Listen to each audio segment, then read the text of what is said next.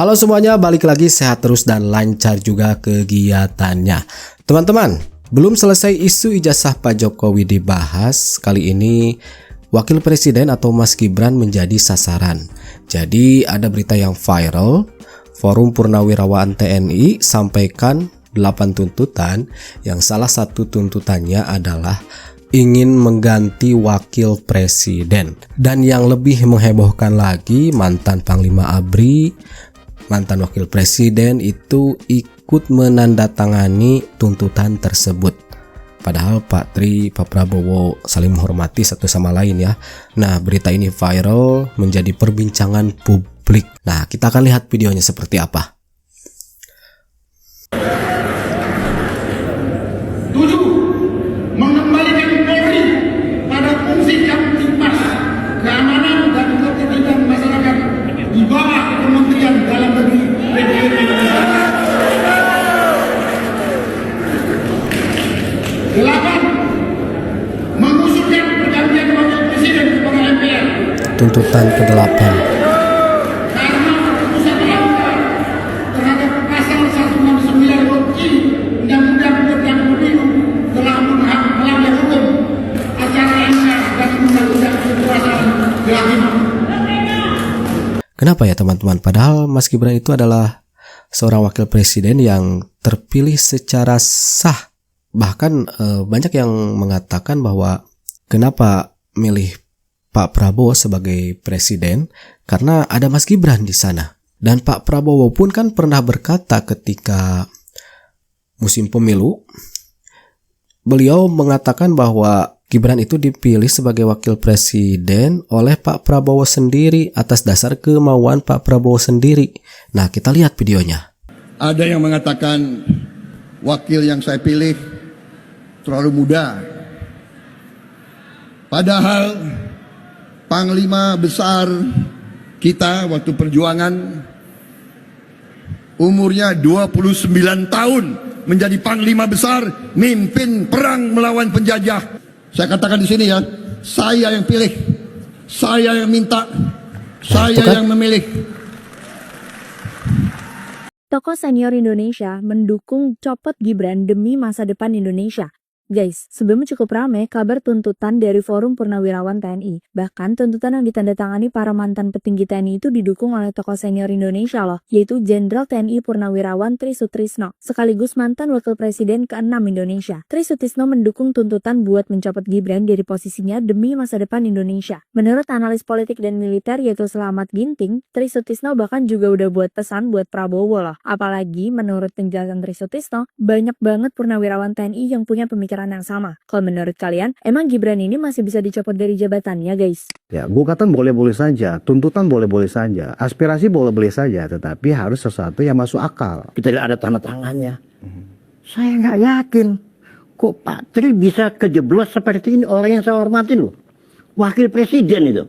Mantan Panglima ABRI. Mantan Panglima. Jenderal yang terganteng pada waktu itu. Ya.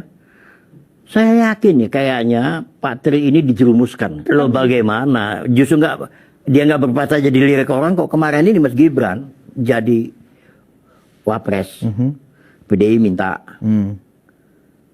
Anies minta. Dalam radar PDI. Ini beneran ada ini nama minta Mas Gibran. jadi Anies minta Gibran. Gibran. Mereka dengan sikap ini ya sama aja tidak menghargai Pak Prabowo yang sesama jenderal juga. Iya. Katanya kan tadi mengusulkan bahwa wapres kita ini harus diganti melalui MPR ya, gitu ya. Kalau sudah menyangkut wapres ya, nah itu sudah menyangkut rakyat Pak. Karena Mas Wapres ini dipilih oleh mayoritas rakyat Indonesia, mayoritas loh Pak, bukan minoritas. Ya kan? Jadi seharusnya Bapak minta izinnya ke rakyat, begitu, ke rakyat yang memilih. Jadi nggak bisa tiba-tiba diganti lewat MPR, nggak bisa. Tapi untung ini masih usulan, begitu ya. Jadi kalau usulan itu bisa diterima, bisa tidak, begitu. Kemudian kalau yang berbicara itu seorang yang netral, ya masih masuk akal Pak. Ini kan Bapak pendukung salah satu capres yang kalah waktu itu, ya kan? Ayo. Yang mana? Nih kita Yang kita umum. lihat nih foto bapak nih, tuh yang ditandain itu tuh, ya kan? Tuh, ayo Oh. ketahuan. Itu kan bapak waktu itu dengan capres yang kalah. Makanya saya bilang kalau bapak berbicara, kalau bapak itu netral masih masuk akal. Tapi bapak berpihak pada salah satu capres yang kalah, sehingga menimbulkan spekulasi. Jangan-jangan nih bapak ini ada dendam politik, kan begitu. Iya sih, pasti ada spekulasi seperti itu ya, apalagi yang umumin nggak netral. Kemudian ada jejak digital yang menunjukkan bahwa bapak tersebut berfoto dengan salah satu capres yang memang kalah. Tapi kalau bapak netral, berarti bapak tidak berpihak ke paslon manapun. Nah itu masih masuk akal bapak ngomong kayak gitu. Ini kan bapak mendukung pasangan yang kalah. Nah sekarang bapak menyatakan pendapat seperti itu kan agak aneh juga begitu Pak. Jadi begini ya Pak, kalau Bapak mau mengganti wapres kita, tunggu 2029 Pak, tunggu pemilu. Nah silakan Bapak mendukung pasangan capres-cawapres yang terbaik menurut versi Bapak. Jadi untuk sekarang ya bersabar aja dulu sampai 2029 begitu. Nah segampang itu Pak mengganti presiden atau wakil presiden itu ada aturan mainnya kan begitu. Jadi sekali lagi tunggu saja sampai 2029 ketika ada kontestasi pilpres lagi begitu ya Pak ya. Oke, terima kasih. Iya betul, tidak segampang itu, harus melalui proses yang panjang, apalagi Mas Gibran itu adalah wakil presiden yang memang secara sah dipilih oleh rakyat, banyak rakyat yang mendukung Mas Gibran menjadi wakil presiden dan Pak Prabowo menjadi presidennya. Nah, yang disayangkan lagi Dari kemarin Pak itu Iyas. adalah hadirnya Pak Tri Sutrisna yang saya pikir sebagai sesepuh yang luar biasa, pernah jadi wapres juga, cuma mohon maaf karena wapresnya di zaman Soeharto itu memang wapres-wapresan ya gitu. Jadi ditunjuk suruh duduk, nggak boleh ngomong apa-apa. Nah ini kan sekarang wapres di zaman Gen Z. Gitu. Nah, kita sebenarnya di angkatan-angkatan seperti Purnawirawan itu rata-rata kan baby boomers semua. Yang umurnya itu sudah 66 sampai 81. Nanti di tahun 2045 itu sudah 101 tahun umurnya. Apakah masih ada di sana? Jadi pemikiran apa yang mau di-spill terhadap wapres, kenapa harus dimajulkan, kenapa, apa yang salah? Lagian ini kan dipilih rakyat 58,58% itu bukan suara kecil. Jadi ini bukan zamannya lagi MPR yang bisa memutuskan memajulkan itu, karena ya, tidak bisa. Karena undang-undangnya sudah seperti itu. Jadi buntutnya panjang dan prosesnya panjang kalau mau mengganti seorang wapres. Salahnya apa gitu? Baru jalan 7 bulan bekerja dia. Kalau soal komentar orang terhadap kapasitas Gibran, ya silakan gitu, karena penilaian pribadi-pribadi seperti Deddy Sitorus segala macam, khususnya orang-orang Masing-masing. PDIP ya, karena memang mereka tidak suka. Kalau sudah ada bibit tidak suka itu orang apa ya, makan aja orang salah kok masuknya dari mulut sebelah kiri, nggak sebelah kanan kan gitu kan. Jalan aja salah gitu. Jalan kencang katanya kok jalan pejabat terlalu kencang. Jalan lambat kok kelemar-kelemar. Semuanya ya salah gitu.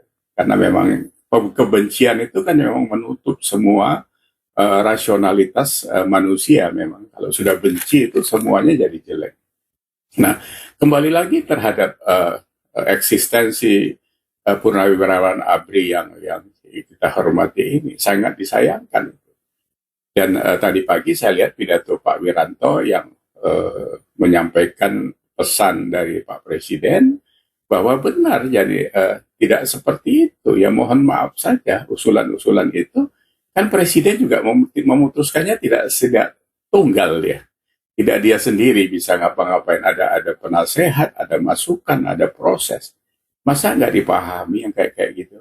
Presiden itu kan bukan direktur utama sebuah perusahaan keluarga kan gitu. Jadi ini harusnya tidak seperti ini dan jangan lagi terulang menurut saya seperti itu. Indonesia hari ini dan pendamping Presiden Prabowo yang satu paket adalah pemenang dan telah dilantik sebagai presiden dan wakil presiden definitif.